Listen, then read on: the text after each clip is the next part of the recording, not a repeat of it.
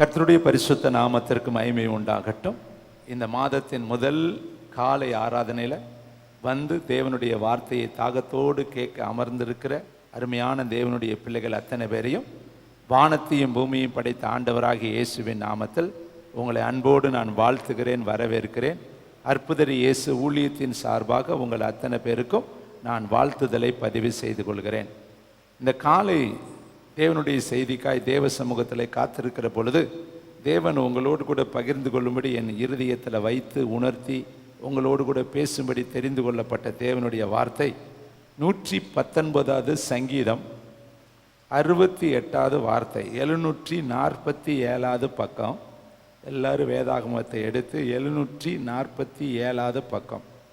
சங்கீதங்களின் புஸ்தகம் 119வது சங்கீதம் 68வது வார்த்தை சேர்ந்து வாசிக்கலாமா? தேவரீர் நல்லவரும் நன்மை செய்கிறவருமாய் இருக்கிறீர், உமது பிரமாணங்களை எனக்கு போதியும்.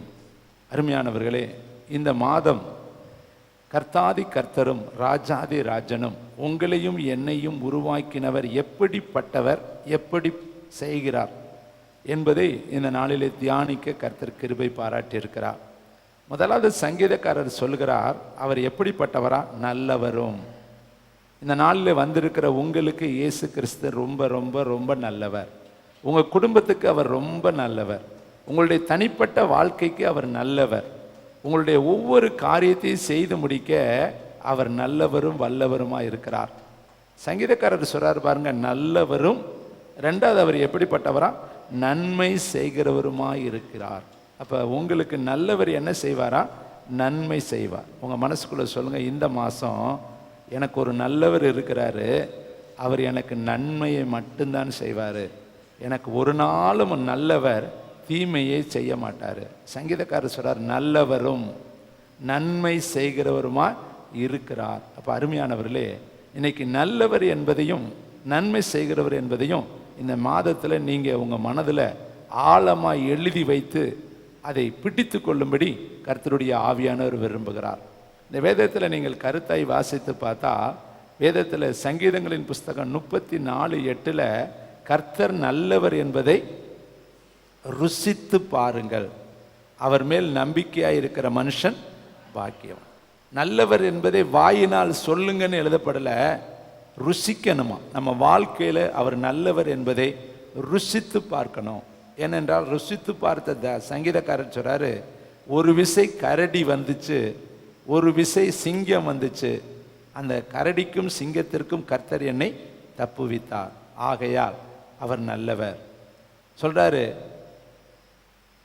இந்த ஏழை கூப்பிட்டான், கர்த்தர் கேட்டு அவனுடைய இடுக்கண்களுக்கெல்லாம் நீக்கலாக்கி ரட்சித்தார், ஆகையால் கர்த்தர் எனக்கு நல்லவர். நான் ஏழையா இருந்தேன், நான் கூப்பிட்டேன், கர்த்தர் இடுக்கண்களுக்கெல்லாம் நீக்கலாக்கி என்னை ரட்சித்தார், அதனால் கர்த்தர் எனக்கு நல்லவர்.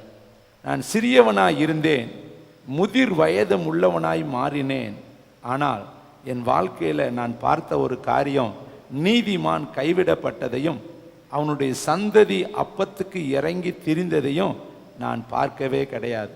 ஆகையால் கர்த்தர் என் வாழ்க்கையில் நல்லவர். இதோ காண்டாமிருகத்தின் முதுகில் கொம்பில் நான் இருந்தேன், அதில் கர்த்தர் என்னை பாதுகாத்தார். சிங்கத்தின் வாய்களில் நான் இருந்தேன், அதில் கர்த்தர் என்னை பாதுகாத்தார், ஆகையால் கர்த்தர் எனக்கு நல்லவர். இதெல்லாம் அவர் ருசித்து பார்த்தார், அனுபவித்து பார்த்தார். எந்தெந்த இடத்துல கர்த்தர் அவருக்கு உதவி செய்தாரோ அவர் சொல்றார், எனக்கும் மரணத்திற்கும் ஒரு அடி தான் வித்தியாசம் இருந்தது. மரணம் என்னை தொடர்ந்து பற்றி கொண்டு வந்து கொண்டே இருந்தது, ஆனால் கர்த்தர் என்னை பாதுகாத்தார், ஆகையால் அவர் எனக்கு நல்லவர். அப்போ இந்த மாதத்தில் நீங்களும் அவரை நல்லவர் என்று பாருங்க. நல்லவர் உங்களோடு இருந்தாருன்னா அவர் உங்களுக்கு செய்ய போகிற முதல் காரியம் நன்மையை மட்டும்தான் செய்வார். ஒரு நாள் உங்களுடைய வாழ்க்கையில் தீமையை கர்த்தர் அனுமதிக்க மாட்டார். காரணம், அவருக்கு பெயரே நல்லவர். அப்போ நல்லவர் என்ன செய்வார்? நன்மையை மட்டும்தான் செய்வார். நீங்களும் எத்தனையோ பேர்கிட்ட பழகியிருப்பீங்க, சொல்லுவீங்க, அவங்களா ரொம்ப ரொம்ப நல்லவங்கங்க, அவங்க ஒரு நாள் எங்களுக்கு கஷ்டம் கொடுக்க மாட்டாங்க, இடையூறு கொடுக்க மாட்டாங்க, எங்கள் வாழ்க்கையில் பிரச்சனையை கொடுக்க மாட்டாங்க, அவங்க ரொம்ப ஜென்டிலாக இருப்பாங்க, ரொம்ப நல்லவங்க. நீங்களே ஒரு மனிதனை நல்லவர் என்று சொல்லணும்னா உங்களுடைய தெய்வமாகிய இயேசு கிறிஸ்து எவ்வளோ நல்லவர். வேதம் பாருங்கள், அவரை குறித்து வேதம் சொல்கிறது. அவரே சொல்கிற வார்த்தை மத்தேயு புஸ்தகம் 19:16 ஒரு மனிதர் இயேசுனிடத்தில் நியாயாதிபதி வருகிறான், ஒரு வாலிபன் வருகிறான், வேதத்தை அறிந்தவன் வருகிறான்.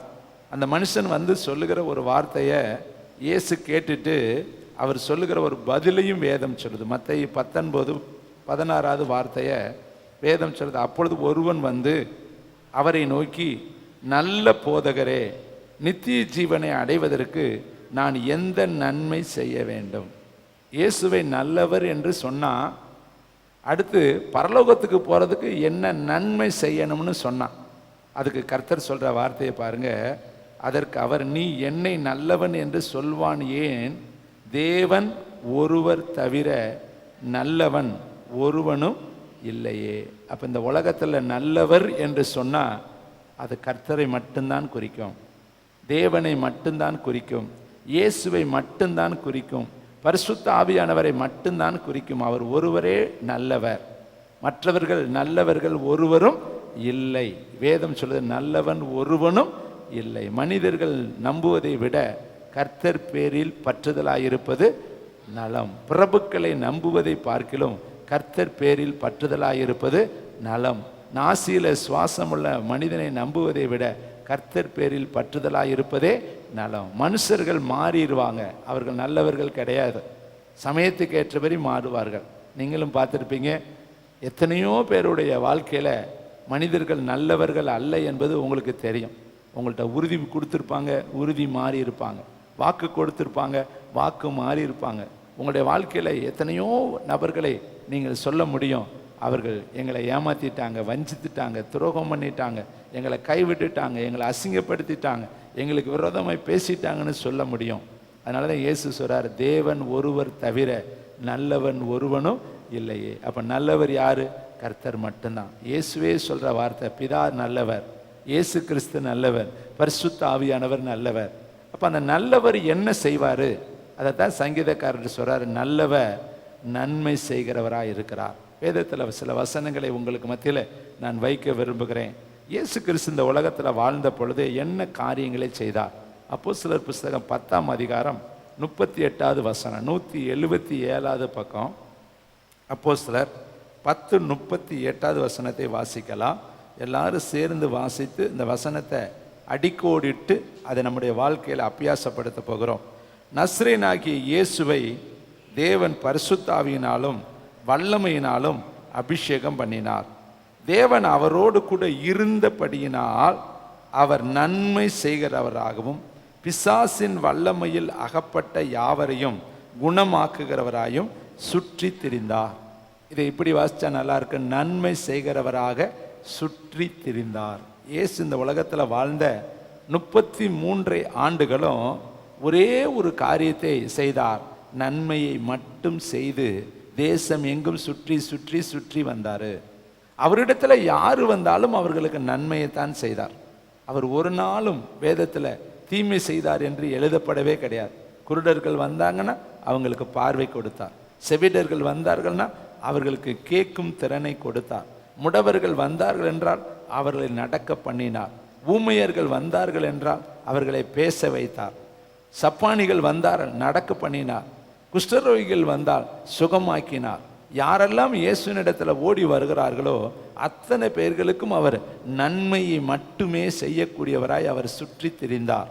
வேதம் சொல்லுது பாருங்க, அவர் நன்மை செய்கிறவராகவும் பிசாசின் வல்லமையில் அகப்பட்ட யாவரையும் குணமாக்குகிறவராயும் சுற்றி திரிந்தார். அப்போ ஒரு இடத்துல அவர் இல்லைங்க. இயேசு எங்கேயுமே தங்கி இருந்ததாக நீங்கள் வேதத்தில் பார்க்க முடியாது. ஆகாயத்து பறவைகளுக்கு கூடுகள் இருக்கிறது, நரிகளுக்கு குழிகள் இருக்கிறது, மனுஷகுமாரனுக்கோ தலை சாய்க்க கூட இடம் இல்லை. ஒரு நாளில் பார்த்தா கப்பர்நகமுல இருப்பார், ஒரு நாளில் பார்த்தா கானாவூரில் இருப்பார், ஒரு நாள் பார்த்தா நாசரேத்தில் இருப்பார், ஒரு நாள் பார்த்தா அப்படியே போய்கிட்டே இருப்பார். ஒவ்வொரு ஊராய் அவர் நன்மைகளை செய்து சுற்றி சுற்றி சுற்றி போய்கொண்டே இருந்தார். அப்போ அருமையானவர்களே, இங்கே வேதம் சொல்லுது இயேசு கிறிஸ்து என்ன செய்வாரா? நன்மை செய்கிறவர். உங்களுக்கு இந்த மாதம் ஏதோ ஒரு நன்மையை உங்கள் வாழ்க்கையில் செய்ய போகிறாரு.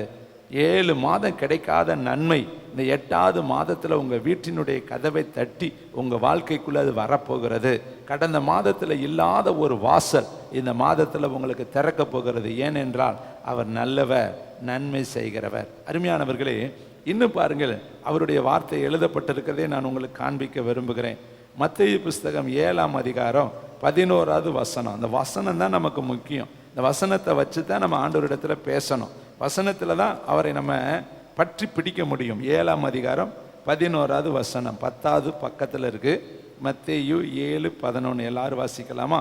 ஆகையால் பொல்லாதவர்களாகிய நீங்கள் உங்கள் பிள்ளைகளுக்கு நல்ல ஈவுகளை கொடுக்க அறிந்திருக்கும் பொழுது பரலோகத்தில் இருக்கிற உங்கள் பிதா தம்மிடத்தில் வேண்டிக் கொள்கிறவர்களுக்கு, சேர்ந்து சொல்லுங்க, நன்மையானவைகளை கொடுப்பது அதிக நிச்சயம். பக்கத்தில் இருக்கவங்களை பாருங்க, பார்க்கலாம். உங்களுக்கு இந்த மாதம் நன்மையானதை கொடுப்பது நிச்சயம். உங்களுக்குள்ளே நீங்கள் சொல்லுங்க, எனக்கு இந்த மாதம் கர்த்தர் நன்மையானதை கொடுப்பது நிச்சயம். பொல்லாதவனே நீயே உன் பிள்ளைக்கு நல்லதை கொடுக்கும் பொழுது பரலோகத்தில் இருக்கிற உங்கள் பிதா, அவர் யாரு? நல்லவர், அவர் நன்மை செய்கிறவர். அவர் உங்களுக்கு என்னதான் கொடுப்பாரா? நிச்சயமாய் நன்மையை கொடுப்பார். உங்கள் வாழ்க்கையில் நன்மையை நீங்கள் ருசிப்பீங்க. 7 மாதம் நடக்காத நன்மை, ஒருவேளை உனக்கு 25 வயதுனா 25 வருஷம் நீ பார்க்காத ஒரு நன்மை இருக்கிறது. 30 வயதுனா 30 வருடம் நீ பார்க்காத ஒரு நன்மையை கர்த்தர் தருவார். 50 வயதுனா 50 ஆண்டுகள் நீ பார்க்காத ஒரு நன்மையை கர்த்தர் உனக்கு தருவார். ஏதோ ஒரு நன்மையை கர்த்தர் உன் வாழ்க்கையில செய்யும்படியாகத்தான் இந்த முதல் செய்தியாய் உங்களுக்கு சொல்கிறார். நான் நல்லவராக இருக்கிறேன், நிச்சயமாய் உன் வாழ்க்கையில நன்மைகளை நான் செய்வேன். பொல்லாத தகப்பன் நீயே உன் பிள்ளைக்கு மீனை கேட்டா என்ன கொடுக்குற? மீனை தானே கொடுக்குற. யாராவது மீன் கேட்ட பிள்ளைக்கு பாம்பை கொடுக்குறீங்களா? அடுத்து அப்பம் கேட்ட பிள்ளைகளுக்கு கல்லை கொடுக்குறீங்களா? உங்க பிள்ளைகளுக்கு எது கேட்டா அதையே நீங்க கொடுக்குறீங்களே.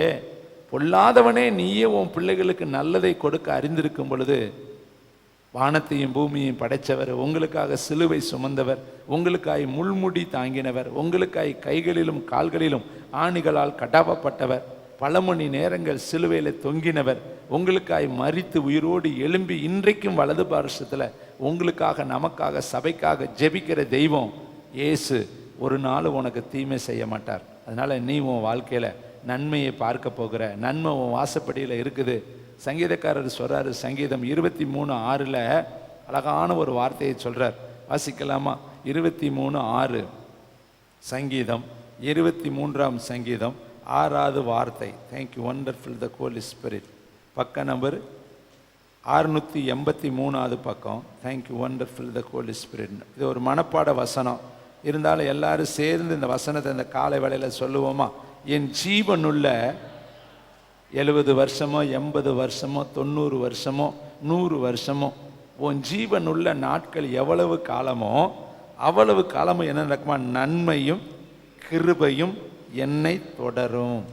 நான் கர்த்தருடைய ஆலயத்தில், வீட்டில், கர்த்தருடைய சமூகத்தில், கர்த்தருடைய ஊழியத்தில், கர்த்தருடைய ராஜரீக பணியில் நீடித்த நாட்களாக நிலைத்திருப்பேன். என்ன தொடரும் இந்த மாசத்துல? 7 மாதம் உன்னை தாங்கிட்டாரு. 8வது மாதம் உன்னை என்ன தொடர்ந்து வரும்? நன்மை தொடர்ந்து வரும், கிருபை தொடர்ந்து வரும், இரக்கம் தொடர்ந்து வரும், தயவு தொடர்ந்து வரும், காருண்யம் தொடர்ந்து வரும். உங்கள் வீட்டு நிலைக்காலில் நன்மை என்று கர்த்தர் எழுதி, கிருபை என்று எழுதி உங்களை ஆசீர்வதிப்பார். சந்தோஷமா இருக்கா? கையை தட்டி சொல்லுங்க, நன்மை செய்கிறவரே அவர் தான் நல்லவர், வேற யாருமே நல்லவர்கள் கிடையாது. நல்லவர் எப்பொழுதுமே நன்மையை மட்டும்தான் செய்வார். உங்களுக்கு இதைத்தான் கர்த்தர் இந்த காலை வேளையில் திருஷ்டாந்தரமாக சொல்கிறாரு. நான் நல்லவராக இருக்கிறேன்.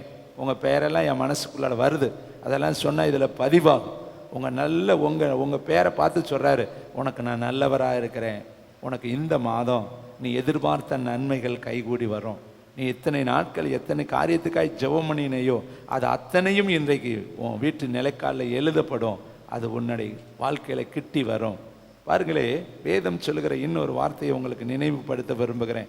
பவுலடிகள் எழுதின ஒரு வார்த்தை, ரோமர் புஸ்தகம் 8ஆம் அதிகாரம் 216வது பக்கம். எல்லாருமே இந்த வசனத்தை பார்க்கணும். புதிய ஏற்பாட்டில் இருக்கு.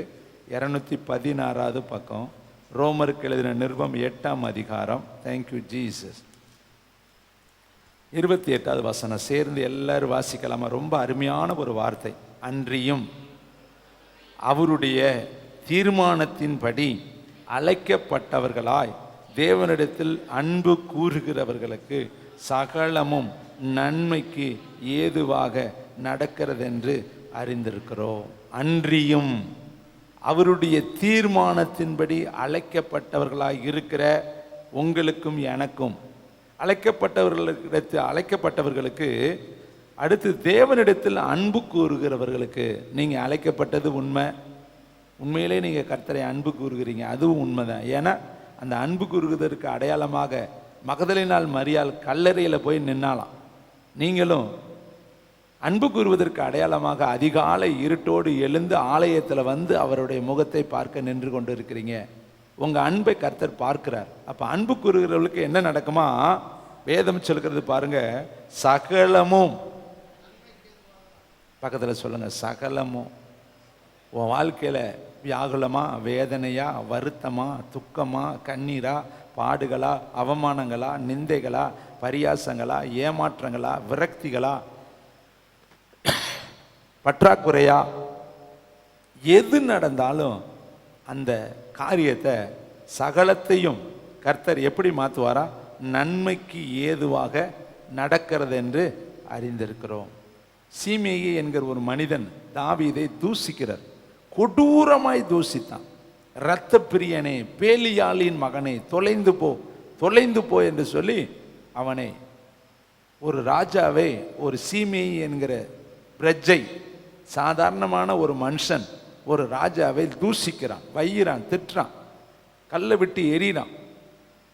கூட இருக்கிற படைத்தலைவர்கள்லாம் சொல்கிறாங்க, அவன் தலையை நாங்கள் சிரைத்து எடுத்துடவா, வெட்டிடவா, ஒரு நொடியில் அவனை கொன்று போட்டுறவா. அப்போ தாவீது சொல்கிறாரு, தடுத்து நிறுத்துறாரு, வேண்டாம்ப்பா, இவன் திட்டட்டும், வையட்டும், அசிங்கப்படுத்தட்டும், கேவலப்படுத்தட்டும், அதை பரலோகம் பார்க்கட்டும். தேவன் அதை பார்த்துட்டு இந்த தீமையை எனக்கு எப்படி மாற்றிடுவார் தெரியுமா? நன்மையாக மாற்றுவார். உங்களையும் திட்டுறாங்களா, அசிங்கப்படுத்துகிறாங்களா, அவமானப்படுத்துகிறாங்களா, கண்ணீர் வடிக்கிறீங்களா, வியாதியாக இருக்கிறீங்களா, பற்றாக்குறையாக இருக்கிறீங்களா, தனிமையாக இருக்கிறீங்களா, பல உபாதைகள் வழியாக நீங்கள் கடந்து போகிறீங்களா? சங்கீதக்காரர் இன்னொரு வார்த்தை சொல்கிறார், உத்தரவுப்பட்டது நல்லது, அதனால் நான் பிரமாணங்களை கற்றுக்கொண்டேன். உங்கள் வாழ்க்கையில் நெருக்கம் வருவதெல்லாம் நீங்கள் கர்த்தருக்குள்ளே பலப்பட, ஸ்திரப்பட, உருவாக்கப்பட, கர்த்தருக்காய் நீங்கள் வைராக்கியம் பாராட்ட சில காரியங்களை கர்த்தர் உங்கள் வாழ்க்கையில் அனுமதிக்கிறார். அவைகள் எல்லாம் நன்மைக்கு ஏதுவாக. இங்கே அழகாய் சங்கீத பவுலடிகள் எழுதுகிறாரு, தீர்மானத்தின்படி அழைக்கப்பட்டவர்கள். நீங்களாக இங்கே வரலங்க, இங்கே இருக்கிற யாருமே நம்ம இயேசுவை அறிந்து கொள்ளலை. வேதம் சொல்லுது, நீங்கள் என்னை தெரிந்து கொள்ளவில்லை, நான் உங்களை தெரிந்து கொண்டேன். யாருமே நம்ம அவரை தெரிந்து கொள்கிற அளவுக்கு நம்முடைய மனசு திறக்கலைங்க. வேதம் சொல்லுது, லீதியாளுடைய இருதயத்தை கர்த்தர் திறந்தார். ரட்சிப்பு கர்த்தருடையது, நம்ம யாரும் ரட்சிக்க முடியாது.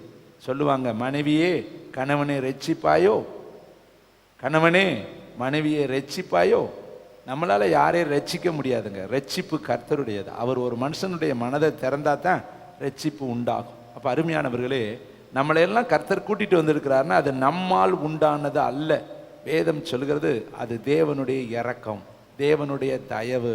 குலத்துக்கு ஒருவராக, கோத்திரத்திற்கு ஒருவராக, ஜாதிக்கு ஒருவராக, சங்கத்திற்கு ஒருவராக கர்த்தர் நம்மளை எல்லாம் கூட்டிகிட்டு வந்திருக்கிறார். பாருங்கள், என்ன ராமையம்பட்டியிலேருந்து வந்திருக்கிறாங்க, திண்டுக்கல்லேருந்து வந்திருக்கிறாங்க, வேடசுந்தூர்லேருந்து வந்திருக்கிறாங்க, பல கிராமங்கள், புதூர்லேருந்து, உலகம்பட்டியிலேருந்துலாம் வந்திருக்கிறாங்க. பல ஊர்கள்லேருந்து இந்த இடத்தை நோக்கி காலை வேளையில் பிரயாணம் பண்ணி வந்திருக்கிறாங்க. ஒட்டஞ்சத்திர பகுதியிலேருந்து வந்திருக்கிறாங்க. எதற்காக வந்திருக்கிறாங்க?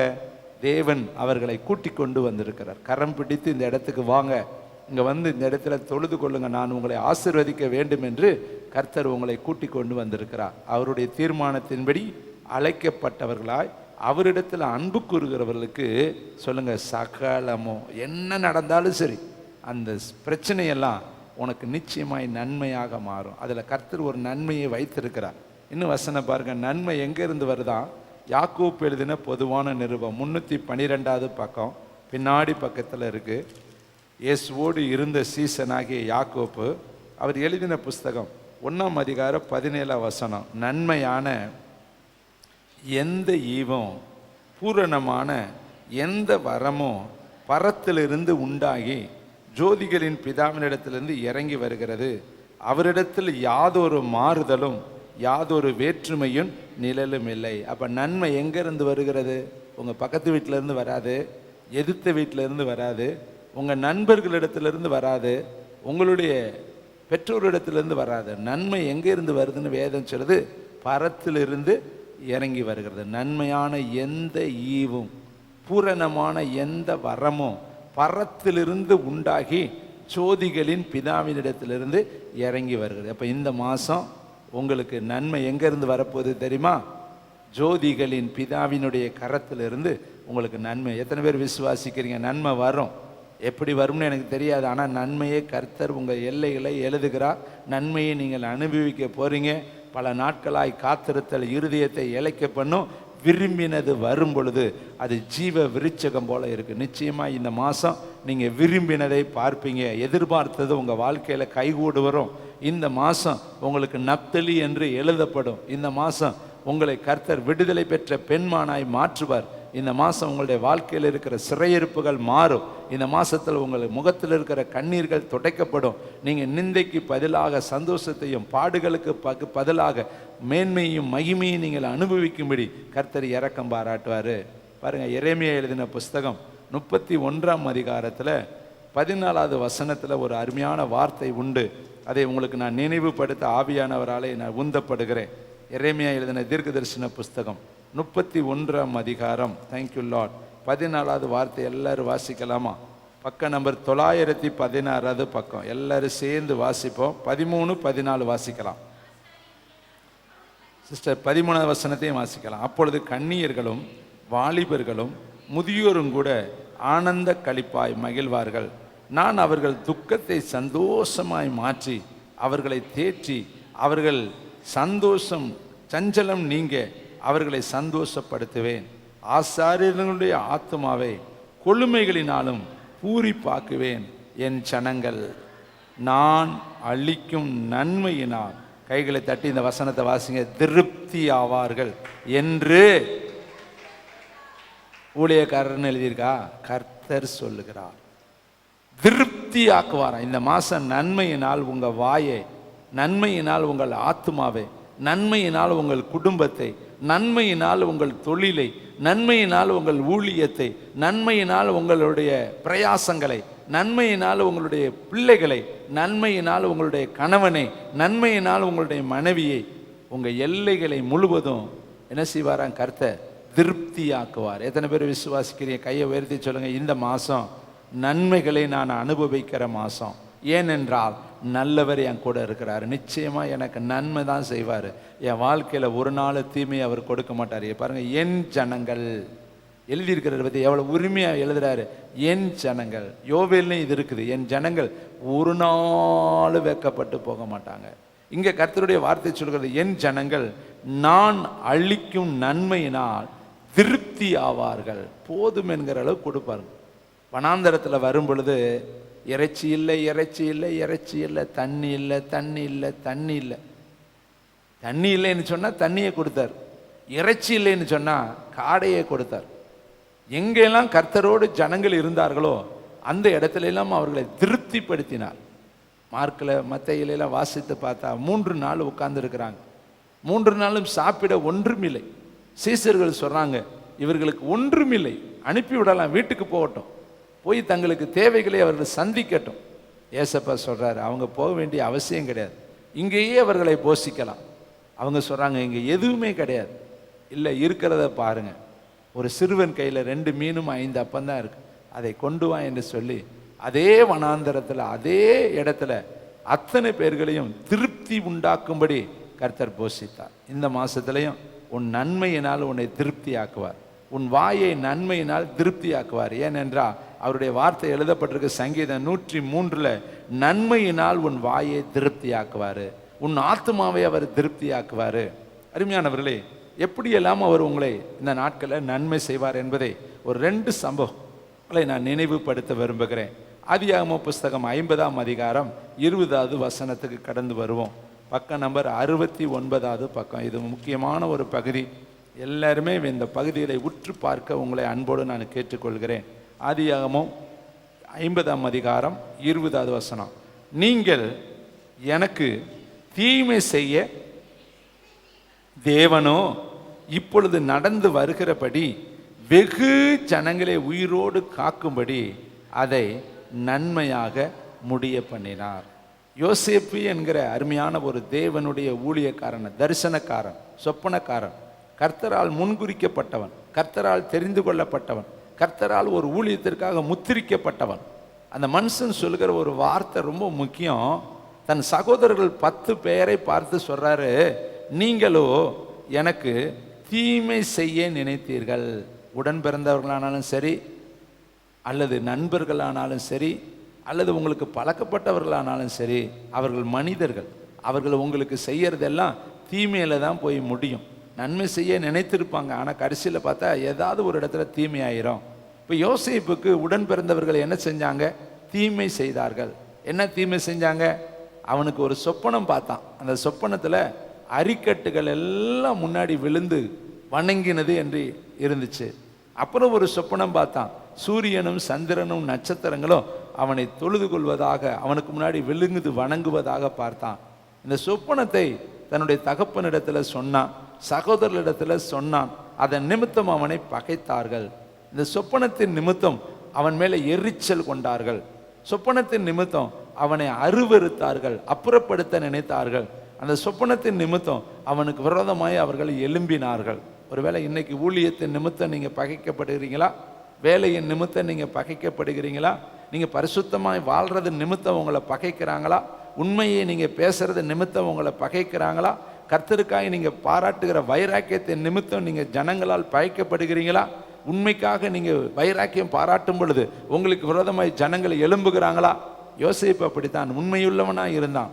ஆனால் அவர்கள் சகோதரர்கள் அவனை பகைத்தார்கள். அதனுடைய விளைவு என்ன தெரியுமா? குழியில் கொண்டு போய் போட்டார்கள். சொந்த அண்ணன்கள், ஒரே குடும்பத்தில் வாழ்ந்தவர்கள் அவன் அழிந்து போகும்படி குழியிலே தள்ளினார்கள். அந்த குழி வெறும் குழி என்று வேதம் சொல்கிறது. அதற்குள்ள சர்ப்பங்கள் இருந்திருக்கலாம், தேள்கள் இருந்திருக்கலாம், அல்லது மிகப்பெரிய விஷ ஜந்துக்கள் உள்ளே இருந்திருக்கலாம். அதில் அவன் பசியாய் கடந்தான் என்று வேதம் சொல்கிறது. பசியில கத்தினான் என்று நம்ம பார்க்கிறோம். அருமையானவர்களே, சொந்த சகோதரர்களே 10 பேர் ஒன்று சேர்ந்து பாருங்க, தீமை செய்ய ஒன்றுபட்டாங்க. தீமை செய்வதற்கு ஒரு கூட்டமாக எழும்பினார்கள். ஒரே குடும்பத்தார் தாங்க. இதை கேட்குற இன்னைக்கு உங்கள் வாழ்க்கையில் உங்கள் குடும்பமே உங்களுக்கு விரோதமாக எழும்பிருச்சுன்னு வருத்தப்படுறீங்க இல்லையா? அண்ணனே இப்படி சொல்லிட்டார், தம்பியே இப்படி சொல்லிட்டாங்க, அக்காவே இப்படி சொல்லிட்டாங்க, அப்பாவே இப்படி சொல்லிட்டாங்க, அம்மாவே இப்படி சொல்லிட்டாங்க, கூட வேலை பார்க்குறவங்க இப்படி சொல்லிட்டாங்களே, நான் நம்பினவங்க இப்படி எனக்கு துரோகம் பண்ணிட்டாங்களே. இன்றைக்கி ஏதோ ஒரு இடத்துல நீ பாதிக்கப்பட்டு உன் இருதயத்தில் அதை நினைத்து துக்கித்து வந்திருக்கிறாய் அல்லவா? யோசேப்புக்கு கூட இருந்தவர்களே அவரை என்ன பண்ணாங்க? குழியில தள்ளினாங்க. இயேசுவுக்கு கூட இருந்தவர்களே மறுதளித்தார்கள். இயேசுவுக்கு கூட இருந்தவர்களே காட்டி கொடுத்தார்கள். இயேசுவுக்கு கூட இருந்தவர்களே இவரை அறியேன் என்று சொல்லிட்டு ஓடி போனார்கள். யோசேப்பை 20 வெள்ளிக்காசுக்கு வித்தார்கள். இயேசு கிறிஸ்துவை 30 வெள்ளிக்காசுக்கு காட்டி கொடுத்தார்கள். அருமையான தம்பி, தங்கச்சி, தாயே, தகப்பனே, சொந்த சகோதரர்களே யோசேப்பை 20 வெள்ளிக்காசு தான் முக்கியம்னு சொல்லி அந்நிய தேசத்துக்கு விற்று போட்டார்கள். அப்போ குழியிலிருந்து தூக்குனாங்க, வித்துட்டார்கள். அப்போ அவன் அடுத்த நாட்டுக்கு கடத்தி கொண்டு போகப்பட்டான். வலுக்கட்டாயமாய் அவனை இழுத்து கொண்டு போகப்பட்டான். அவனுக்கு விருப்பம் இல்லை, அவனுக்கு போகணும்னு எண்ணம் இல்லை. அவனுக்கு அங்கே போய் மொழி தெரியாது, இனம் தெரியாது, குலம் தெரியாது, கோத்திரம் தெரியாது. அவன் அப்பா மடியில் வளர்ந்தவன், அம்மா மடியில் வளர்ந்தவன், செல்ல பிள்ளை. அந்த வீட்டுக்கு அவன் பல வர்ண அங்கி தரித்தவன், மனுஷன் பிரியமாய் இருந்தவன். ஆனால் அவனை விற்கும் பொழுது, குழியில தள்ளும் பொழுது அவன் இருதயம் எவ்வளவாய் காயப்பட்டிருக்கும். அப்போ எல்லாம் அவன் கர்த்தரை நோக்கி அபயம் விட்டிருப்பான், கூக்குரலை எழுப்பியிருப்பான். வேதம் சொல்லுது, கர்த்தர் யோசேப்போடு இருந்தார், கர்த்தர் யோசேப்போடு இருந்தார், கர்த்தர் யோசேப்போடு இருந்தார். வேதம் அப்படித்தான் இருக்கு. ஆனால் அவன் குழியிலே விழுந்தான், அவன் விற்கப்பட்டான், அவன் எகிப்திற்கு கொண்டு போகப்பட்டான். போத்திபார் வீட்டில் அபாண்டமான குற்றம் சாட்டப்பட்டான். எத்தனை தீமை நடக்குது பாருங்க. ஒன்று விற்றது தீமை, கடத்தப்பட்டது தீமை. அவன் வீட்டில், எகிப்தியனுடைய போத்திபார் வீட்டில் அவன் மேலே அபாண்டமான ஒரு குற்றத்தை சொல்லி அவன் மேலே பயங்கரமான ஒரு பாவ பழியை போட்டு அவனை சிறையிலே தள்ளினார்கள். சிறையில் ஒரு குற்றமும் அறியாதவன் சிறையில் இருக்கிறான். எத்தனை தீமை நடக்குது பார்த்தீங்களா? இன்னைக்கு உங்கள் வாழ்க்கையிலையும் நன்மை தான் பிரதர் நான் நினைக்கிறேன், ஆனால் தீமையாக செய்கிறாங்க. நல்லது தான் நான் பேசுகிறேன், ஆனால் தீமையாக போயிடுது. யோபு ஒரு வார்த்தை சொல்கிறாரு, நன்மைக்கு காத்திருந்த எனக்கு தீமை வந்துருச்சே, வெளிச்சத்துக்கு காத்திருந்த எனக்கு இருள் வந்துருச்சே. யோபு 30:26 சொல்கிறார். இந்த வார்த்தையை எடுத்து வாசித்து பார்க்கலாமா? Thank you Jesus. இந்த வசனத்தை வாசிச்சுட்டு நம்ம எல்லாரும் மீண்டும் இந்த காரியத்தை தியானிக்க போகிறோம். 659 பக்கம் அந்த வசனம் ரொம்ப முக்கியம். அதுக்கு தான் நான் அந்த வசனத்தை உங்களுக்கு நோட் பண்ணி சொல்கிறேன். வாசிப்போமா? யோபு 30:26. நன்மைக்கு காத்திருந்த எனக்கு தீமை வந்துச்சு. ஒருவேளை இன்னைக்கு நீங்கள் நன்மைக்கு எதிர்பார்த்து தீமையை அனுபவிக்கிறீங்களோ? அதே வரியில் சொல்கிறாரு, வெளிச்சம் வர பார்த்து கொண்டிருந்த எனக்கு இருள் வந்தது. நான் எதிர்பார்த்தது வெளிச்சம், ஆனால் வந்தது இருள். நான் செய்யறது நன்மை, ஆனால் எனக்கு நடக்கிறதெல்லாம் தீமையாக நடக்குது. அவர் சொல்கிறாரு, நான் எத்தனையோ பேத்துக்கு கண்ணாக இருந்தேன், நான் எத்தனையோ பேத்துக்கு காலாக இருந்தேன், நான் எத்தனையோ பேத்துக்கு வெளிச்சமாக இருந்தேன், அநேகருடைய வழக்குகளை நான் விசாரித்து அநேகருக்கு நான் நியாயாதிபதியாக இருந்தேன், ஆனால் எனக்கு எல்லாமே தீமையாக நடக்குது. இப்போ யோசிப்பு பாருங்க, அங்கே போய் ஜெயிலில் உட்கார்ந்துருக்கும் பொழுது எல்லாம் நான் நினச்சிருப்பேன். நீங்களும் வியாதியில் இருக்கிறீங்க, வறுமையில் இருக்கிறீங்க, தரித்திரத்தில் இருக்கிறீங்க, கஷ்டத்தில் இருக்கிறீங்க, கடன் தொல்லையில் இருக்கிறீங்க, பற்றாக்குறையில் இருக்கிறீங்க. ஆனால் என்ன நினைக்கிறீங்க? ஆண்டவர் என்னை ஏன் இப்படி உட்கார வச்சிருக்கிறார்? ஏன் எனக்கு இந்த வேதனை? எனக்கு ஏன் இந்த தனிமை? எனக்கு ஏன் இந்த துக்கம்? எனக்கு ஏன் இந்த அவமானம்? எனக்கு ஏன் இந்த நிந்தை? ராகேல் என்ன நினச்சிருப்பா? லேயாளுக்கு 6 குழந்தை பிறந்துருச்சு, எனக்கு குழந்தை இல்லையே. எவ்வளோ வருத்தப்பட்டிருப்பா. அன்னாள் பக்கத்தில் இருக்கிறவள் நினச்சிருப்பா, அவளுக்கு குழந்தை பிறந்துக்கிட்டே இருக்கு, எனக்கு குழந்தை இல்லையே. ஏன் என்னுடைய வாழ்க்கையில் கர்த்தர் இப்படி வைத்திருக்கிறார்?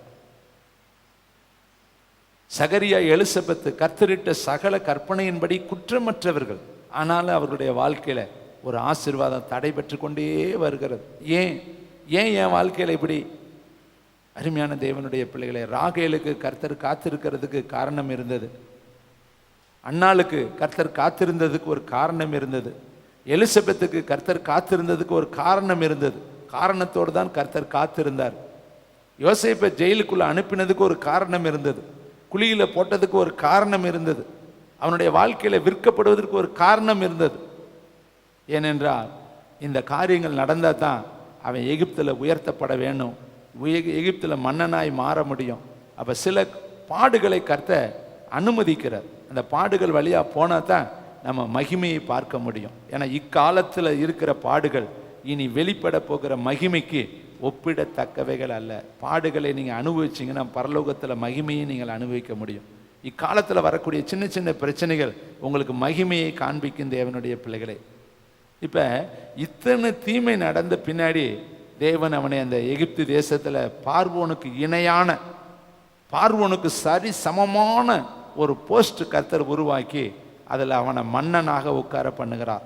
அப்போ என்ன சொப்பனம் பார்த்தானோ, என்ன தரிசனம் பார்த்தானோ, அந்த சொப்பனமும் தரிசனமும் நிறைவேறுகிறது. எல்லாரும் வந்து அவனுக்கு முன்னாடி நிற்கிறாங்க. அப்போ தான் இந்த வார்த்தையை சொல்கிறேன், நீங்கள் எனக்கு தீமை தான் செஞ்சீங்க, என்னை விற்றது தீமை செஞ்சீங்க, என்னை குழியில் போட்டது தீமை செஞ்சீங்க, என்னை வஸ்திரத்தை பிடுங்கி என்னை நிர்வாணப்படுத்தினீங்க, எனக்கு அப்பா கொடுத்த பல வர்ண அங்கேயும் நீங்கள் பிடுங்கி கொண்டீங்க, இத்தனை தீமை செஞ்சீங்க. ஆனால் அந்த தீமையெல்லாம் கர்த்தர் இன்றைக்கு நன்மையாக மாற்றிட்டார். கைத்தட்டி கர்த்தருக்கு நன்றி. உங்களுக்கும் தீமை நடந்துக்கிட்டே இருக்குதா? ப்ராஃபர்ஸ் எழுதி வைத்து கொள்ளுங்க.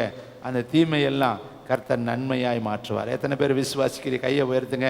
என் தீமையெல்லாம், என் வியாகுலத்தை எல்லாம், என் துக்கத்தை எல்லாம், என் கண்ணீரை எல்லாம், என் அவமானத்தை எல்லாம், என் நிந்தை எல்லாம், என் பரியாசத்தை எல்லாம், எனக்கு என்னென்ன நடக்குதோ அத்தனையையும் கர்த்தர் நன்மையாய் மாற்றுவார். லேயாளுக்கு 6 குழந்தை பிறந்துச்சுங்க. ஆனால் 6 குழந்தையும் டாப்பராக மாறலைங்க. ராகேலுக்கு கடைசியில் பிறந்தான்ல யோசேப்பு, அவனை தாங்க லீடராக கர்த்தர் உயர்த்தினார். கைத்தட்டி கர்த்தருக்கு நன்றி சொல்லுவோம். அங்கே அன்னாளுக்கு குழந்தை பிறக்கிறதுக்கு முன்னாடி இன்னொருத்தி சக்கலத்துக்கு குழந்தை பிறந்துச்சு. அந்த குழந்தைகள் என்ன ஆச்சுன்னே வரலாறு வேதத்தில் இல்லை. ஆனால் அன்னாளுக்கு ஆண்டவர் கொடுத்த சாமுவேலோ தான் முதல் பெயர்சேபா வரையும் தீர்க்கதரிசியாக இருந்தான். கைத்தட்டி கர்த்தருக்கு நன்றி சொல்லுங்க. அவன் பேர்ல 2 புஸ்தகம் எழுதப்பட்டிருக்கு. 1 சாமுவேல், 2 சாமுவேல். வேத புஸ்தகத்தில் 66 புஸ்தகத்தில் அந்த 2 புஸ்தகம் அவனுடைய பெயர்ல அது எழுதப்பட்டுச்சு. அந்த அளவுக்கு கர்த்தர் அந்த அருமையான அன்னாளுக்கு கர்த்தர் நன்மை செய்தார். இன்னைக்கு உனக்கும் நன்மை செய்வார்.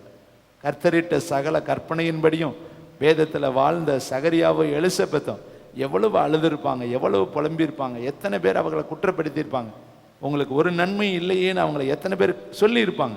ஆனால் காத்திருந்தார்கள், ஜெபித்தார்கள், உண்மையாக இருந்தார்கள். அந்த நாளிலும் அவர்கள் ஊழியம் செய்வதற்கு சீட்டை வாங்கினார்கள். ஆனால் காத்திருந்த அவர்கள் வெட்கப்படலைங்க. அவர்களுக்கு கர்த்தர் யோவான் ஸ்நானகன் என்று சொல்லி உன்னதமான ஒரு தீர்க்கதரிசியை கர்த்தர் கட்டளையிட்டார். கைத்தட்டி அவன்தான் இயேசுவுக்கு முன்னாடி நடந்து போகக்கூடிய ஒரு பெரிய தீர்க்கதரிசியாக இருந்தான். வேதம் சொல்லுது, பரலோகத்தில் அவனை விட ஒரு பெரிய தீர்க்கதரிசி இல்லவே இல்லை. அவனை கர்த்தர் அதை காத்திருந்தார், வெட்கப்படுத்தல, அவங்கள சந்தோஷப்படுத்தும்படி ஒரு யோவான் ஸ்நானகனை கொடுத்தார். உங்களுக்கு நன்மை செய்வார். காத்திரு, பொறுத்திரு, முடிவிலே அது விளங்கும். அது பொய் சொல்லாது. நீ என்ன காரியத்துக்காய் கர்த்தரிடத்தில் எதிர்பார்க்கிறியோ அந்த நன்மையை அவர் வழங்காமல் இருக்க மாட்டார். நிச்சயமாய் அவர் நன்மை செய்கிறவர், அவர் நல்லவர் என்று வேதம் சொல்லுது.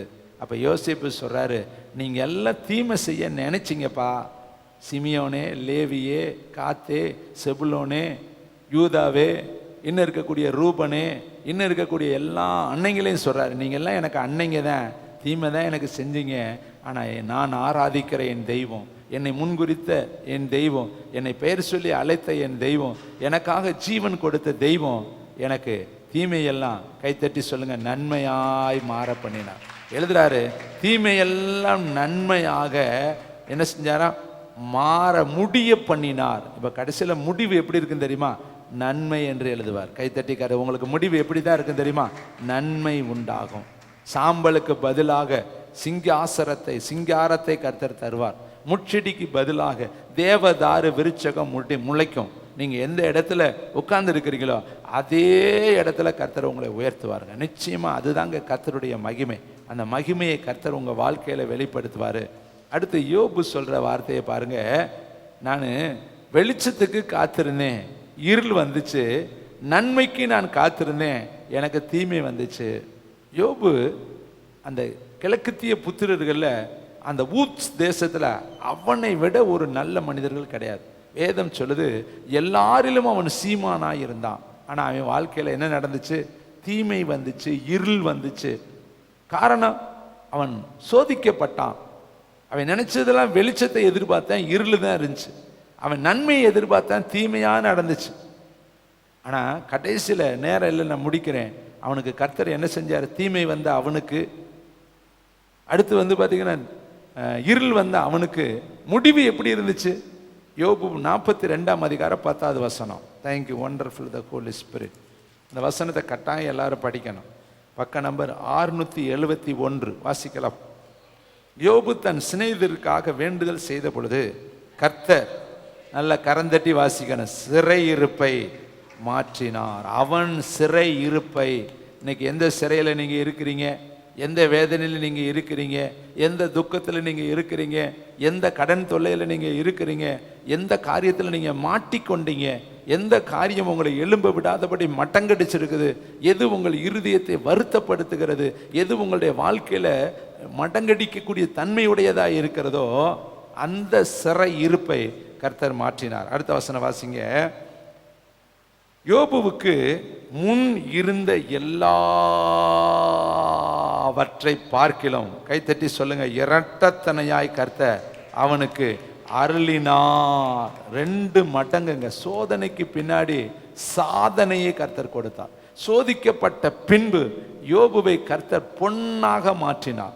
முதல்ல இழந்தது எல்லாம் கொஞ்சங்க, எப்படி டபுள் கொடுக்குறாருங்க பாருங்க. வேதத்தில் வாசித்து பார்த்தா 1வது அதிகாரம், யோபு 1ஆம் அதிகாரத்தில் அவனுக்கு இருந்ததையும் 42ஆம் அதிகாரத்தில் அவனுக்கு இப்போ இருக்கிறதையும் நம்ம பார்க்க போகிறோம். 3வது வசனத்தையும் 2 இப்படி வச்சுக்கொள்ளுங்க, நடுப்பறை எடுத்துக்குங்க. யோபு 1ஆம் அதிகாரம் 3ஆம் வசனத்தையும் 42ஆம் அதிகாரம் 12வது வசனத்தையும் 2யுமே இப்படி ஒரே டயத்தில் பார்க்குற மாதிரி வச்சுக்கணும். வாசிக்கலாமா? கையில் பிடிச்சிக்கிட்டு வாசிப்பான். அவனுக்கு 7000 முதல்ல அவனுக்கு இருந்ததா ஆடுகள் எத்தனைன்னு வேதம் சொல்லுது? 7000. இங்கே வாசிக்கலாமா? அவனுக்கு இருந்த ஆடுகளுடைய நிலைமை வேதம் செய்து 14,000 ஆடுகள். 7 என்னவாயிருச்சு? டபுள், அப்படியே டபுள் ஆயிடுச்சு. அங்க 1ஆம் அதிகாரம் 3ஆம் வசனத்தில் அவனுக்கு இருந்த ஆடுகள் 7,000. 42ஆம் அதிகாரம் 12ஆம் வசனத்துல அவனுக்கு கர்த்தர் மீண்டும் கொடுத்தது 14,000 ஆடுகள். அடுத்து இவனுக்கு இருந்த ஒட்டகங்கள் 3,000 ஒட்டகங்கள். இங்க எத்தனை ஒட்டகங்கள்? 6,000 ஒட்டகங்கள். சரி, அங்க இருந்த ஏறு மாடுகள் எவ்வளவு? 500 கழுதைகளும் மிருக ஜீவன்களும் 500 ஏடு மாடுகளும்.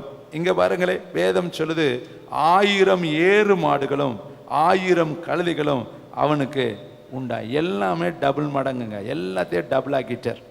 7,000னா 14,000, 7,000னா 14,000, 500னா 1000, இப்படி ஒவ்வொன்றையும் 3,000னா 6,000 கர்த்தர் மாற்றி 2 மடங்கு கர்த்தர் அவனை ஆசீர்வதித்தார். இதை கேட்கிற தம்பி தங்கச்சி, முதல்ல பிறந்த பிள்ளைகளை விட 2வது பிறந்த பிள்ளைகளை குறித்து 13ஆம் வசனத்தில் வாசிக்கலாமா?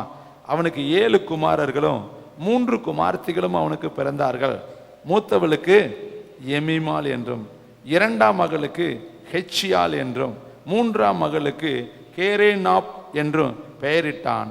தேசத்தில் எங்கும் யோபுவின் குமாரத்திகளைப் போல, கைத்தட்டி வாசிக்கிறான், சௌந்தரியமான பெண்கள். நம்ம நடுவிலையும் கட்சியால் இருக்கிறாங்க. சௌந்தரியம். இந்த 3 பிள்ளைகளையும் கர்த்தர் எப்படி வச்சிருந்தாரா? சௌந்தரியவதிகளாய், ரூபதிகளாய், அவர்களை போல அழகு உள்ள பிள்ளைகள் அந்த தேசத்துல எங்கேயுமே கிடையாது. அப்ப முதல்ல இழந்ததை விட 2வது கொடுத்தது எல்லாமே டாப்பா கொடுத்தார். அப்ப இருள் வந்துச்சுங்கிறாரு, அடுத்து தீமை நடந்துச்சுங்கிறாரு. ஆனா அந்த இருளையும் தீமையும் கர்த்தர் நன்மையாய் மாற்றி ஒரு பொருள் கூட மிஸ்டு கிடையாதுங்க. 7,000 வச்சிருந்திருக்கிற அவருக்கு 6,000 கர்த்தர் கொடுக்கல, அப்படியே 7 14,000 மாறினது. அப்ப எவ்வளவு கரெக்டா கர்த்தர் கணக்கு வைக்கிறார் பாருங்க. நீ எதையெல்லாம் இழந்தியோ அதெல்லாம் கர்த்தர் உனக்கு கொடுப்பார். நீ எதெல்லாம் கர்த்தருக்காய் பிரயாசப்பட்டையோ அதெல்லாம் கர்த்தர் உனக்கு கொடுப்பார். அப்படிப்பட்ட தெய்வம் ஒரு 2 காரியத்தை உங்களுக்கு சொல்றாரு. அதை சொல்லி நான் முடிக்கிறேன், டைம் ஆயிடுச்சு. மத்தேயு 5ஆம் அதிகாரம் 44. அவர் நன்மை செய்கிறாரு, ஆனா அவர் பிள்ளைகளாகிய நாம என்ன செய்யணும்? நமக்கு ஒரு எச்சரிப்பு கர்த்தர் கொடுக்கிறாரு. நான் நல்லவர் தான்ப்பா, ஆனால் என் சாயலின்படி, என் ரூபத்தின்படி, என்னுடைய குணாதிசயத்தோடு உங்களை நான் உருவாக்கி இருக்கிறேன். நீங்கள் எப்படி இருக்கணும்? மத்தேயு 5:44 வாசிக்கலாமா எல்லாரும் சேர்ந்து? தேங்க்யூ, ஒண்டர்ஃபுல் த ஹோலி ஸ்பிரிட். நான் உங்களுக்கு சொல்லுகிறேன். எல்லாத்துக்கும் அவர் தான் சொல்கிறார். இங்கே இருக்கிற எல்லாத்துக்கும், லைவில் இருக்கிற எல்லாத்துக்கும், ஆடியோ வீடியோவில் பார்க்குற எல்லாத்துக்கும் சொல்கிறாரு, நான் உங்களுக்கு சொல்லுகிறேன், உங்கள் சத்துருக்களை. ஃபர்ஸ்ட் பாயிண்ட், நீ எப்படி இருக்கணும்? சத்துருவே நமக்கு இருக்கக்கூடாது. ஒரே ஒரு சத்துரு பிசாசு மட்டும்தான். நல்லா தெரிஞ்சுக்கணும், எல்லாரையும் நம்ம சிநேகிக்கணும், எந்த மனிதனையும் நம்ம நேசிக்கணும். யாருமே நமக்கு விரோதி கிடையாது. ஒரே ஒரு விரோதி பிசாசு மட்டும்தான். அப்ப வேதம் சொல்லுது, சத்துருவா இருந்தால் அவர்களை நேசிங்கள். அடுத்து, உங்களை சபிக்கிறவர்களை. எப்படி எழுதினவர் எப்படிப்பட்டவர் பாருங்க. அவரே இப்படி சொன்னாருன்னா அவர் இப்படி செய்யாம சொல்லுவாரா? சபிக்கிறான் பார்த்தீங்களா? விளங்காம போ, உருப்பிடாம போ, உன் பிள்ளை விளங்காது, உன் குடும்பம் விளங்காது, அவ்வளோதான், நீ போன வழியில் அப்படி ஆயிடுவோம். இதான் சபிக்கிறது. மண்ணை மாதிரி தூத்துவாங்க. ஆனால் நம்ம என்ன செய்யணுமா? அப்படிப்பட்டவங்கள ப்ளஸ் பண்ணணும், ஆசிரியர். அப்பா நல்லா இரியா, நல்லா தெரிஞ்சுக்குங்க. காரணம் இல்லாமல் விட்ட சாபம். சில பேர் சொல்லுவாங்க, அவங்க நாக்கு கறி நாக்குங்க, அதை சொல்லிட்டா பழிக்கும். பழிக்காது, அப்படிலாம் பயப்படாத. மற்றவங்களுக்கெல்லாம் நடக்கும், ஆனால் உனக்கு நடக்காது. ஏனென்றால் உன் கூட ராஜாதி ராஜன் இருக்கிறார். கைத்தட்டி. கீழையாமே சபிக்க வந்தான். அவன் ஒரு தீர்க்கதரிசி. அவனே சபிக்க வரும் பொழுது கர்த்தர் சொன்னாரு, இஸ்ரவேலில் நான் குற்றம் பார்க்கிற தேவன் இல்லை, இஸ்ரவேலுக்கு விரோதமான மந்திரவாதமும் இல்லை, குறி சொல்லுதலும் இல்லை. இன்னைக்கு நிறைய பேர் பயப்படுறீங்க. யாராவது மந்திரவாதம் வச்சிருவேன், சூனியம் வச்சிருவேன், செய்வனை விட்டுருவேன், ஏவல் விட்டுருவேன், ஐயோ இந்த மாதம் இப்படியா. எதுவுமே நடக்காது. உனக்கு நன்மை செய்கிறவர் உன் கூட இருக்கிறார். கைத்தட்டிக்காது. அதனால பயப்படாதீங்க. எந்த சத்துரு உங்களை தொடவே முடியாது. உங்களை சத்துருவுடைய கைக்கு கர்த்தர் விட்டு கொடுக்கவே மாட்டார். அவர் எப்படி சொல்லியிருக்கிறாரு? சபிக்கிறவங்களை ஆசீர்வதிங்கள். அடுத்து, உங்கள் பகைக்கிறவர்களுக்கு. நல்லா கவனிங்க, பகைக்கிறவனுக்கே நன்மை செய்ய சொன்னார்னா அவரை துதிக்கிறவனுக்கு நன்மை செய்வாரா செய்ய மாட்டாரா? அவரை புகழ்கிறவனுக்கு நன்மை செய்வாரா செய்ய மாட்டாரா? கைத்தட்டி பாட்டு பாடுற உனக்கு நன்மை செய்வாரா செய்ய மாட்டாரா? அவர் சுவாவை எப்படி? பகைக்கிற பத்தியா, அவனுக்கு கூட நன்மை செய்யினாரே, ஜெபிக்கிற உனக்கு அவர் நன்மை செய்யாமல் இருப்பாரா? வேதத்தை படிக்கிற உனக்கு அவர் நன்மை செய்யாமல் இருப்பாரா? இரவும் பகலும் ஊழியத்தில் இருக்கிற உனக்கு அவர் நன்மை செய்யாமல் இருப்பாரா? கர்த்தரையே தெய்வமாய் கொண்டிருக்கிற உனக்கு அவர் நன்மை செய்யாமல் இருப்பாரா? சொல்லு, ஆத்மா பார்த்து, ஆத்மாவே கலங்காத. சொல்லு, உன்னை பார்த்து சொல்லு. ஹேமா சிஸ்டர் சொல்லுங்க, இந்த பக்கத்தில் இருக்கிற ஒவ்வொருத்தரும் சொல்லுங்க, என் ஆத்மாவே கலங்காத, திகையாத, தேவனை நோக்கி அமர்ந்துரு. நிச்சயமா என்னை நம்புகிறது அவராலே வரும். மனுஷன் என்னை குழியில தள்ளினாலும் என் தெய்வம் என்னை கொண்டு போய் சிங்காசனத்தில் உட்கார பண்ணுவார். எல்லாம் கொண்டு போய் சிங்க கவியில் போட்டேன். நினச்சிட்டேன் சிங்கம் சாப்பிட்ருக்குன்னு நினச்சேன். ஆனால் சிங்கத்தை ஆண்டவர் அன்னைக்கு ஃபாஸ்டிங் போட்டு வச்சுட்டார். ஏன்னா டேய், இவன் சாப்பிட்றவன் கிடையாது, அங்கே வெளியில் இருக்கிறது நீ சாப்பிட வேண்டிய ஆள். அதனால் இன்றைக்கி ராத்திரி உன் வாயை நான் கட்டி போடுறேன்னு அந்த வாயை கட்டிட்டார். நல்லா கவனிங்க, கூப்பிடுகிற காக்கை குஞ்சுக்கும் அவர் பதில் கொடுக்கிறவர். சிங்கத்து என்ன கத்தி இருக்குன்னு தெரியுமா? பசி, முன்னாடி இற இருக்குது, தானியல் இருக்கிறேன், அதுக்கு தெரியாது அவன் தீர்க்கதரிசி, அவன் ஜெபிக்கிறவன்னு தெரியாது, அதுக்கு உணவு அதுதான். அது பார்த்துருக்கான், அவரை பார்க்கும். வாயை சகரியா மாதிரி கட்டிப்பிட்டீங்களே, எனக்கு பசிக்குதே, விடிய விடிய அவனை இது பார்க்க, இவன் அதை பார்க்க, ஒரே கெபிக்குள்ளே கிடக்கிறாங்க. ஆண்டவர் அன்னைக்கு வாயை கட்டி வச்சாருன்னா எதுக்கு தெரியுமா? அடுத்த நாள் அவர்களுக்கு நல்ல ஒரு ஃபீஸ்டிங், நல்ல ஒரு விருந்தை கொடுப்பதற்காக கர்த்தர் அன்னைக்கு ராத்திரி சிங்கத்தின் வாயை கட்டினார். அடுத்த நாள் காலையில் இவனை வெளியே தூக்குனாங்க. காட்டி கொடுத்தவன், பகைச்சவன், விரோதிச்சவன், குற்றப்படுத்தினவன், அவனை கொண்டு தள்ளுவதற்கு யாரெல்லாம் தீர்மானித்தானோ அவனை எல்லாம் கெபிக்குள்ளே தள்ளினார்கள். அந்த மிருகங்கள், அந்த சிங்கங்கள் அவர்களை மனநிறைவாய் சாப்பிட்டுச்சு. கைத்தட்டி கர்த்தருக்கு நன்றி சொல்லுமா. தீமை செய்ய நினைக்கிறாங்களா, உங்களுக்கு அவைகளை நன்மையாய் மாற பண்ணுவார். கடைசியில் ஒரு வார்த்தையை சொல்லி முடிக்கிறேன். சங்கீதம் 84:11 வாசித்து முடிக்கலாமா எல்லாரும்? சங்கீதம் 84:11 வார்த்தை. Thank you Jesus. எல்லாம் வாசிச்சுட்டு நம்ம ஜெபிக்க போகிறோம். தேங்க்யூ வண்டர்ஃபுல் த ஹோலி ஸ்பிரிட். தேவனாகிய கர்த்தர் சூரியனும் கேடகமுமானவர். கர்த்தர் கிருபையும் மகிமையும் அருள்வார். நல்லா கவனிங்க, இந்த வார்த்தை ரொம்ப முக்கியமான. உத்தமமாய் நடக்கிறவர்களுக்கு நன்மையை வழங்காதிரார். அப்படின்னா வழங்காமல் இருக்க மாட்டார். உனக்கு நன்மை நடக்கணுமா? ஒரே ஒரு கேள்விதான் உன்கிட்ட கேட்குறாரு, உத்தமமாயிரு. ஆபிரகாமை பார்த்து ஆதியாகமம் 17ஆம் அதிகாரத்தில் கேட்குறாரு, நீ எனக்கு முன்னாடி உத்தமனா இருக்க மாட்டியா? வேதம் சொல்லுது, உத்தமனுக்கு கர்த்தர் துணை. இங்க உத்தமமாய் நடக்கிறவர்களுக்கு நன்மையை வழங்காமல் இருக்க மாட்டார். அப்ப நீ இந்த மாசம் நன்மையை பெறணுமா? ஆபிரகாம் மாதிரி உத்தமத்தை விட்டுறாது. ஆபிரகாம் எப்படி உத்தமத்தை விட்டாரு? ஆபிரகாம் கிட்ட கர்த்தர் சொல்றாரு, சாராள் மூலியமாய் உனக்கு நான் குழந்தையை தருவேனர். ஆனா அதே சாராளுடைய வாயிலிருந்து ஆகாரை பிசாசு காண்பித்தான். அவளே தான் சொல்றா, எனக்கு கர்த்தர் கர்ப்பத்தை அடைச்சிட்டாரு, இவள் மூலியமாயாவது என்னுடைய வீடு கட்டப்படட்டுன்னு சொல்லி அவள் வாயில அந்த வார்த்தை வந்த உடனே ஆபிரகாம் தடுமாறிட்டார். ஆபிரகாம் தேவ சித்தத்தை மீறிட்டார். ஆபிரகாம் தேவனுடைய அந்த முன்குறித்தலை மறந்துட்டார். ஒரே ஒரு வார்த்தையை அவர் சொல்றதை மட்டும் சொல்லி முடிச்சிடலாம். ஆதியாகமம் 17 வாசிக்கலாமா? அவர் எவ்வளவு வருத்தத்தோடு சொல்றாரு பாருங்களேன் அவனை பார்த்து. ஆதியாகமம் 17ஆம் அதிகாரம். தேங்க்யூ வண்டர்ஃபுல் த ஹோலி ஸ்பிரிட். 1வது வசனத்தை வாசிக்கலாமா? ஆபிரகாம் 99 வயதான பொழுது கர்த்தர் ஆபிரகாமுக்கு தரிசனமாகி, நான் சர்வ வல்லமையுள்ள தேவன், நீ எனக்கு முன்பாக நடந்து கொண்டு எப்படி இரு? உத்தமனா இரு. அப்படின்னா என்ன அர்த்தம்? நீ உத்தமத்தை விட்டுட்டியப்பா, நீ உண்மையை விட்டுட்டியப்பா, தரிசனத்தை விட்டுட்டியப்பா, ஆகாரிட்ட பிரவேசித்துட்டியப்பா, நீ இஸ்மவேலை உலகத்துக்கு கொண்டு வந்துட்டியப்பா, நான் உனக்கு கொடுத்த வாக்கு தத்தத்தை நீ மீறிட்டியப்பான்னு கர்த்தர் அந்த இடத்துல அவனை கடிந்து கொண்டார். இங்க வேதம் சொல்றது, உத்தமனுக்கு கர்த்தர் துணை.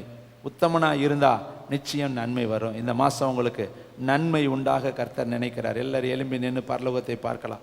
தேங்க்யூ. ரீபாகால ரபா ஷபால ரபா. இந்த சத்தம் கேட்குற எல்லா இடத்துலையும் ஒரு மாற்றம் வரட்டும். ஒவ்வொருத்தர் வாழ்க்கையிலையும் நன்மை இந்த மாதம் நடக்கட்டும். கிருபை தொடரட்டும். எல்லா மகிமையும் உமக்கு தருகிறேன் இயேசுவின் நாமத்தில் பிதாவே.